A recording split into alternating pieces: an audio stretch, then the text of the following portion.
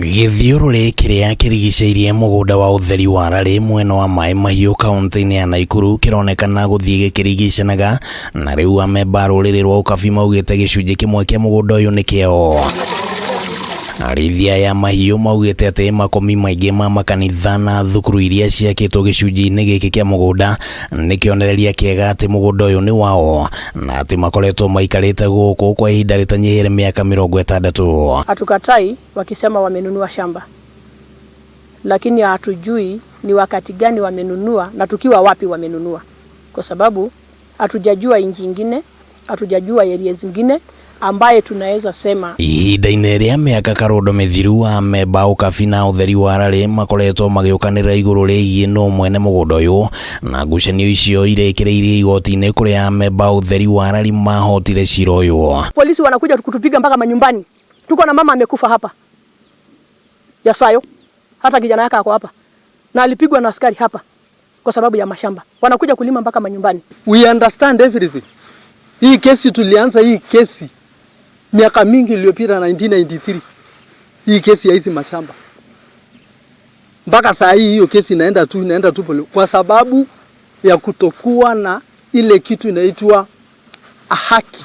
Makiaria hende ya mururungano wa thayo muingi uyu worotete utongoria wa kiuteti mwena wa Naivasha aria marerikana gukorwo magayukanite iguru rigie ndeto ino. Watu wa Nakuru hatupigani na hao. Watu wa sub county ya Naivasha hatupigani na hao. Watu wa my ward hatupigani na hao. Lakini ni watu kutoka Kiambu wanakuja kutoka Lari, wanasema tumenunua na inasapotiwa na MP wetu. Kuna barua imetoka kotini nasema Masai you are not si mwenye hii shamba. Na tena kama iko kesi iko kotini, mbona msiongoje? Why do you ferry people from another county wakuja hapa?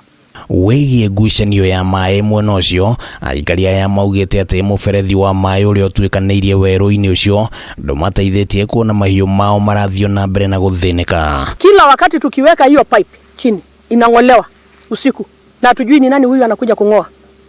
Na DO na DC ametuambia muacheni fujo kwa sababu sisi tutatimiza hayo. Ninaomba hii maji italeta kisirani. Hii maji sisi ndio ameanza kuomba pipeline, kuandika Farvason, kashukuru pipeline juu Kenya pipeline juu amekupatia hiyo maji. Umehurumia. Ng'ombe yetu tutakuja kupata maji hapa. Na watoto wetu unakuja kupata maji hapa. Sisi hatuna maji nyingine. Riu ni morite thirikari nene kuigirira na gwetha kihonia gia gutura kigie ndugamano ino.